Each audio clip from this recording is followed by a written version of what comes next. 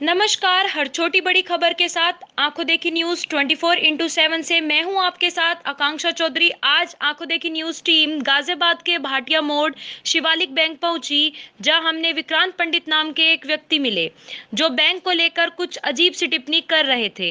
वे यह कह रहे थे कि यह बैंक सभी लोगों के साथ फ्रॉड करता है और मेरे साथ भी फ्रॉड किया है। जब हमने उनसे उनके फ्रॉड के बारे में पूछा तो उन्होंने हमसे कुछ महत्वपूर्ण बातें साझा की, जिनमें खास थी बिना बताए उनके बैंक से रुपए काट लिए गए थे जिनका कोई कारण नहीं था। और जब उन्होंने उसकी शिकायत बैंक के आला अधिकारियों से की तो उन्होंने उन्हें धमकाया और उन पर दबाव बनाया कि आप बैंक से नहीं टकरा सकते, बैंक बहुत बड़ी शाखा होती है, तुम सिर्फ कोर्ट के चक्कर काटते रह जाओगे, तुम कुछ नहीं कर पाओगे, तुम्हें कुछ नहीं मिलेगा। जब विक्रांत पंडित जी ने उनकी बातों में नहीं आए तो उन्होंने उन पर हमला भी करवा दिया, जिनकी शिकायत उन्होंने एसएसपी ऑफिस और डीएम साहब के यहाँ पर भी लिखित में दे रखी है। जब हमने विक्रांत पंडित जी से यह पूछा कि अब वह चाहते क्या हैं, तो उन्होंने बताया कि बैंक की सघन जांच होनी चाहिए। जब मुझ जैसे समाज सेवी के साथ वह लोग लाखों रुपए का घोटाला कर सकते हैं, तो पता नहीं ऐसे कितने लोग होंगे जिनके साथ उन्होंने फ्रॉड किया होगा। आंखों देखी न्यूज भारत सरकार से अपील करती है कि ऐसे बैंकों के खिलाफ सख्त से सख्त कार्रवाई की जाए जो अपनी पावर का गलत फायदा उठाते हैं। मैं संजय सिंह, स्टेट हेड के साथ ब्यूरो चीफ विजेंद्र सिंह, आंखों देखी न्यूज 24/7 गाजी। हेलो दोस्तों, मैं संजय सिंह, स्टेट हेड आंखों देखी न्यूज 24/7 से। आज हम गाजियाबाद के भाटिया मोड़ पे हैं और शिवालिक बैंक के सामने हैं। अभी दो तीन दिन से विक्रांत पंडित जी हमारे बीच में हैं। इन्होंने फेसबुक पर, सोशल मीडिया पर एक खबर वायरल की हुई थी कि शिवालिक बैंक जिसके सामने हम हैं, उस बैंक ने इनके साथ और गरीबों के साथ बहुत लंबा फ्रॉड किया हुआ है।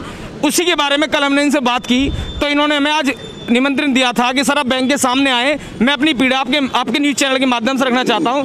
तो आइए मिलते हैं विक्रांत पंडित जी से, क्या इनकी समस्या रही है, ऐसा किसी बैंक के बारे में इन्हें बोलने का क्या अधिकार है और इनके पास क्या तथ्य हैं। तो आइए बात करते हैं विक्रांत पंडित जी से। विक्रांत पंडित जी, आपका स्वागत है आंखों देखी न्यूज़ 24/7। धन्यवाद भाई साहब, बहुत बहुत आपका भी स्वागत है। आपने हमारी पीड़ा को समझा और आप समय से यहाँ आए, उसके लिए मैं आपका हृदय से आभारी हूँ। एक बार अपना नाम और बता दीजिए। मेरा नाम विक्रांत पंडित है, मैं समाज सेवी हूँ और मैं आरटीआई कार्यकर्ता भी हूँ। मैंने इस शिवालिक बैंक से एक मॉर्गेज लोन लिया था 2014 दिसंबर में, 8 लाख रुपए का मात्र।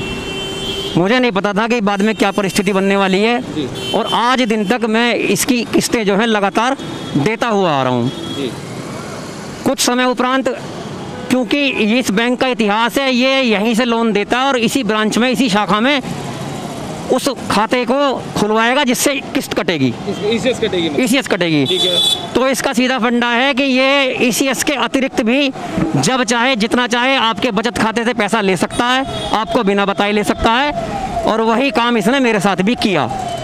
तो आपको कैसे पता चला कि इन्होंने आपके बैंक से लगातार पैसे डिडक्ट कर रहे हैं, काटे जा रहे हैं? जब मैं अपने बचत खाते में एंट्री कराने आया, मैंने देखा कि पैसा कम है, पैसा कहाँ गया, तो मैंने यहाँ पर शोर मचाया जी। तो उस समय के तत्कालीन जो ब्रांच मैनेजर थे उन्होंने मेरी बात को समझा और कहा जी वो सॉरी, कुछ टेक्निकल प्रॉब्लम से गलती हो गई है, हम आपका पैसा वापस करा देंगे। एक बार मुझे मैनेजर साहब का नाम बता सकते हैं आप उनका? उस समय के मैनेजर थे अनुराग गुप्ता। अच्छा, अनुराग गुप्ता जी ने सॉरी बोली कि बोला जी, और मुझे कहा कि आप पंडित जी चिंता ना करें, गलती हुई है और हम आपका पैसा वापस करेंगे। अच्छा, बैंक से गलती हुई है और पैसा वापस करेंगे। तो क्या पैसा वापस हुआ? एक बार 4,500 रुपये वापस किए। ठीक है। फिर वही प्रकरण चला, फिर 8,000 रुपये वापस किए, 8,800 रुपये। फिर वही प्रकरण चला, फिर 28,000 29,000 रुपये करीब वापस किए। फिर मैंने लीगल नोटिस भिजवाया कि भाई ये बैंक अब नहीं मान रहा जी। लीगल नोटिस के पहले जवाब का कोई जवाब नहीं आया। जब मैंने रिमाइंडर लीगल नोटिस भिजवाया तो पहले नोटिस के लिए माफ़ी मांगी और दूसरे नोटिस के जवाब में माफ़ी सहित 49,318 रुपये मुझे वापस किए। जो ये रहा लेटर, एक बार दिखा दें जरा कैमरे में। ये लेटर है और लगभग 50,000 रुपये वापसी हैं। अच्छा, इसमें माफ़ीनामा भी है और पैसे वापस भी और पैसा वापस भी है। ठीक है, एक बार मैं कहूँगा दिखा दें, एक बार इसकी कॉपी भी लगा देंगे। ठीक है, आगे बताइए। इस पूरे प्रकरण के बाद में जब ये चीज़ें मीडिया में छपी तो बहुत लोग जागृत हुए, लोगों ने मुझसे संपर्क साधा, उन्होंने भी अपने अपने खातों की जानकारी यहाँ चाही। उसके कुछ समय उपरांत ही आज गाजियाबाद में, नोएडा में, मेरठ में मेरे परिचित भी हैं, जो क्योंकि वो पीड़ित थे तो उन्होंने मुझसे अपरिचित हो गए हमारे। आज इस बैंक पर अनेकों मुकदमे हैं गाजियाबाद में भी बहुत लोग हैं, इंद्रापुरम ब्रांच से भी मुकदमे हैं। इसी बैंक में अभी पिछले कुछ समय में लोन घोटाला, वो क्या नाम है, गोल्ड लोन घोटाला हुआ था। लॉकरों से सोना इन्हीं के लोगों ने गायब करा दिया। अच्छा, कब की बात है ये? पिछले साल तत्परता से वो बड़ी मुख्य नेशनल मीडिया में छपा था जी।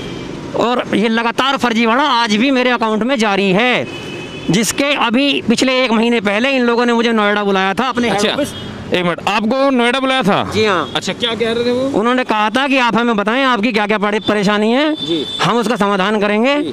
मैंने इनसे कहा कि जब से और आज तक 7वीं साल शुरू हो गई, मैं परेशान ही हूँ और मेरी परेशानी का समाधान आज तक नहीं हुआ है। ठीक है, फिर क्या कहा उन्होंने? उन्होंने कहा नहीं, आप लिखित में दीजिए, आप समाधान चाहते हैं या लड़ना चाहते हैं। मैंने कहा लड़ तो मैं रही हूँ, कानूनी लड़ाई लड़ रहा हूँ। आपके बैंक पर मेरे मुकदमे हैं, आपके नोटिस चल रहे हैं, आपके मालिकों के नोटिस चल रहे हैं, आप आते ही नहीं हो कोर्ट में। वहाँ पर उस व्यक्ति ने मुझे धमकी दी। उस व्यक्ति ने मुझे कहा कि ऐसे तो आपकी ज़िंदगी गुजर जाएगी और आप कुछ नहीं हासिल कर पाओगे, बैंक आप कुछ नहीं बिगाड़ सकते, बैंक आपकी प्रॉपर्टी भी जब्त कर लेगा। अच्छा, एक बात बताइए पंडित जी, जिन्होंने आपको धमकी दी है, जिन्होंने आपसे ऐसी बात की, उनका नाम बताएंगे? उनका नाम है मिस्टर राकेश सोई। वो इस बैंक के रिकवरी हेड हैं एनसीआर के। अच्छा, वो रिकवरी हेड हैं, क्या नाम बताया था? राकेश कुमार सोई। राकेश कुमार सोई जी ने धमकी दी थी। वो पूर्व में किसी सरकारी बैंक में बड़े लेवल पर पदाधिकारी थे, अब रिटायर होकर इस बैंक की नौकरी कर रहे हैं। अच्छा, तो उन्होंने आपको धमकी दी? वो धमकी माना जाता है जब आप सामने वाले से ये कह रहे हो कि जीवन भर लड़ते रहोगे, आपकी प्रॉपर्टी भी नहीं छूटेगी और हम बैंक हैं, आप हमारा कुछ नहीं बिगाड़ सकते। अच्छा, तो जी आज जो पीड़ा है वो पीड़ा ये है कि इतना भारत की सरकार क्यों आंख मूंदे है। वित्त मंत्री, reserve bank of India, multi state commercial cooperative सोसाइटियाँ, ये सब क्यों आंख मूंदे हुए हैं इस बैंक को। ये देश का पहला बैंक है कोऑपरेटिव जो आज स्मॉल फाइनेंस बैंक बना है। मेरी पीड़ा है, मैं अंदर से रोना चाहता हूँ। क्या भारत सरकार गरीब हटाएगी या गरीबी हटाएगी? मुझे तो नहीं लगता, मुझे तो लगता गरीब हटाएगी, गरीबों को हटाएगी। जब एक व्यक्ति से लाखों रुपए का फर्जीवाड़ा है और कागज बोलते हैं, प्रमाण बोलते हैं, अनेकों लोग हैं जिनको पता ही नहीं है, जो जानते ही नहीं है, जो अंगूठा छाप है, उनको तो ख़त्म कर देगा ये बैंक, खा जाएगा ये बैंक सहारनपुर से लेके नोएडा और मध्य प्रदेश के धार, खरगोन, उज्जैन और इंदौर तक। मैं कहाँ गलत हूँ? अगर गलत हूँ तो मेरे आपसे गुजारिश है, अगर गलत हो तो कानून में जो सजा हो वो मुझे दे दो। बिल्कुल बिल्कुल, देखिए अगर आप गलत है तो आपके खिलाफ कार्रवाई होगी और बैंक गलत है तो इसे भी आगे हम टैग करेंगे कि देखिए जो आपके साथ गलत कर रहा है और लोगों के साथ गलत कर रहा है, अगर बैंक ही ऐसा काम करेंगे, मैं सभी से कहना चाहूँगा अगर बैंक पे लोग आँख मीच के विश्वास करते हैं कि बैंक एक ऐसी शाखा होती है जो गरीबों को उठाने के काम आती है, लेकिन इनकी तो पीड़ा ही कुछ हो रही है। ये कह रहे हैं ये गरीबी नहीं हटा रहे, गरीबों को ही हटाने का काम कर रहे हैं। एक इनके साथ सारे तथ्य ले रहे हैं, सारे तथ्य इनके पास हैं। और एक बात वो बताइए सर, आप कह रहे थे आपको मारपीट की धमकी, मतलब मारपीट का? जी हाँ, इससे पूर्व में जब ये प्रकरण उछला था 2018 में, तो यहाँ पर अनुराग विजेता ब्रांच मैनेजर हुआ करते थे। क्या नाम है? अनुराग विजेता जी, अनुराग विजेता जी। और क्लस्टर हेड हुआ करते थे ज्योतिरंजन दास जी। उन लोगों ने मुझे बार बार फोन कर करके आधा पौना घंटे मुझसे फोन करते थे, बात करते थे, मतलब मुझे बरगलाते थे वो लोग, क्योंकि वो पढ़े लिखे ज्यादा हैं, मैं इतना पढ़ा लिखा नहीं हूँ। माफ़ी मांगते थे, कभी मुझे जाल में फंसाते थे, कभी कहते थे हमने आपको पैसा वापस दिया है, हम आपको पैसा और दे देंगे, आप जो है अपने मुकदमे वापस ले लो। आपके बाद में अन्य लोगों ने भी जो है मुकदमे कर दिए। उसके बाद में वो मुझे कभी सेक्टर 45 बुलाते थे मीटिंग करने के लिए, मैं नहीं जाता था। कभी 126 बुलाते थे, मैं नहीं गया। कभी 44 बुलाते थे, नहीं गया। कभी यहाँ बुला, मैं कहता था यहाँ आ जाओ, यहाँ भी नहीं आया मैं। इत्तेफाकन एक दिन मैं यहाँ आया था स्टेटमेंट लेने के लिए, स्टेटमेंट देने के लिए मुझे मना कर दिया था। उसके बाद में मेरी गाड़ी वहाँ खड़ी हुई थी, जब मैं अपने जा रहा था तो रिकवरी में से कुछ लोग थे, मुस्टंडे से लगते थे वो, बाउंसर टाइप, उन लोगों ने मेरे साथ यहाँ मारपीट करी, जिसकी सूचना, जिसके लिए मैं तत्कालीन कप्तान साहब के पास, जिलाधिकारी महोदय के पास अपनी तहरीर लेकर गया। जब मेरी कोई सुनवाई नहीं हुई तब मैंने माननीय न्यायालय की शरण ली और वहाँ से इनके नीचे से लेकर ऊपर तक के वो चल रहे हैं नोटिस, समन, और ये लोग जाते नहीं हैं। इन्होंने कानून। एक बात चाहता हूँ, दिनेश कुमार मित्तल और DK मित्तल हमारे देश के वित्त सचिव रहे हैं और उन्हीं का परिवार खानदान इस बैंक का मालिक है। कोई चेयरमैन है, कोई MD है, कोई मैनेजर है, कोई डायरेक्टर है, सब करता धरता वही है पर्दे के पीछे, क्योंकि वो हर चीज जानते हैं। वो IAS ऑफिसर रहे हैं, उनको हर रास्ता पता है और उन्हीं के दम पर भारत की सरकार घुटनों पे है और ये बैंक निरंतर तरक्की पा रहा है। मैं ये चाहता हूँ कि इस बैंक पर कठोर कार्रवाई हो, जनहित में कठोर कार्रवाई हो, इस पर जांच हो, ED से हो, CBI से हो, सुप्रीम कोर्ट के रिटायर्ड जज से हो या किसी से भी हो, क्योंकि मैं इतना नहीं जानता।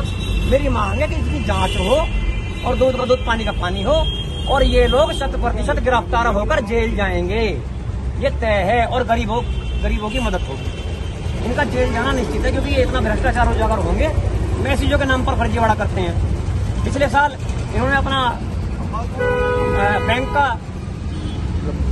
सॉफ्टवेयर बदलने के नाम पर फर्जीवाड़ा किया, सॉफ्टवेयर अपडेट के नाम पे। हाँ, मेरी आज तक की कोई किस्त बाउंस नहीं है। मेरे से जबरन इन्होंने 18,711 रुपए ओवर ड्यू के ले लिए।